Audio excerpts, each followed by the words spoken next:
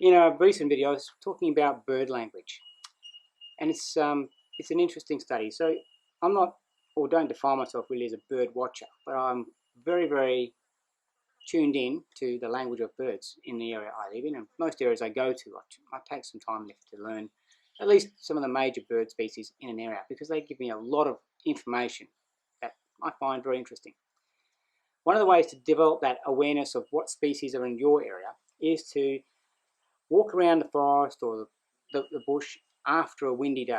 Because after a windy day and after the breeding season particularly, in terms of usually around spring to early summer for most species in Australia here, you'll get a lot of nests blown out of trees. Nests that have been used and they're done with.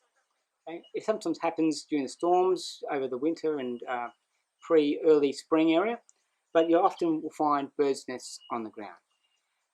Probably about maybe a decade ago, I started collecting those nests. Initially, it was for a very pragmatic reason. I mean, a bird's nest like this provides me with an instant tinder bundle. So from a firelighting point of view, for my camp, whether I'm doing survival sort of walkabout time or just camping, this is the perfect receptacle and the perfect tinder bundle, made by an absolute master. I mean, look at this guy. This guy I've taken from the tracker camp here at the survival school, just down the way a bit. But this guy's got bits of baling twine built into his nest, some parachute cord, some Oldsmanbia, the Usnea species that occurs around here, some more, it's a cotton wool, and the rest is just an incredible arrangement of the various tree species of bark. So I can see some stringy bark, some tallow wood, a whole stack of different plant species, and she oak has lined the middle section of this nest. So I don't know specifically what bird species made this particular nest, but that's going to be something I'm keen to find out.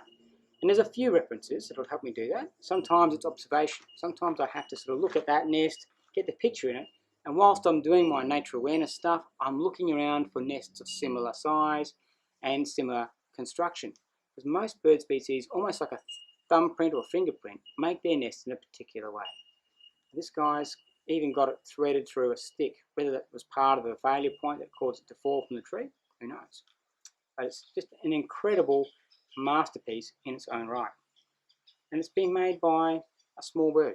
So I'm looking at a bird around about this size. It's not a big bird. Maybe something the size of a magpie lark, but we'll find out over the course of time. So this is something you can do as part of a nature study process. We're constantly learning. No human being lives long enough to learn all of the available information that's present in any given ecosystem. It's just too much. So we have to park our ego and just be an open receptacle for new information. And I don't need to get that information necessarily all the time from a book, from a library, or from the internet. Sometimes I can learn it myself. I can sit long enough, sit still enough, use my eyes, use my ears, so the full gamut of my sensory input options, and really tune in to what's there. I mean, I find amazing examples of construction like this. What a terrific opportunity just to sit back and learn from the master. That is an incredible piece of workmanship. And I keep them.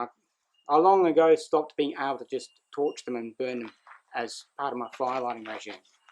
I can do that pretty well easily with other stuff. That was almost an insult to the workmanship that's gone into a bird's nest like that. So it doesn't matter where you are in the world. This is something we can all do. It doesn't matter if you just visit the bush or the park occasionally. When you find these things, and you're usually going to be on the ground right in front of your next football, stop, pick them up and have a good look. You'll learn a lot about the incredible diversity, intelligence, and fascinating competence of other species of animals.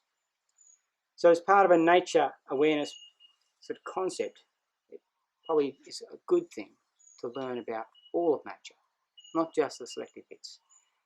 So there you have it. There's a bird's nest. Go and find one. Have a good look at it. Learn. Learn from these masters. Learn all the incredible things they have to teach us.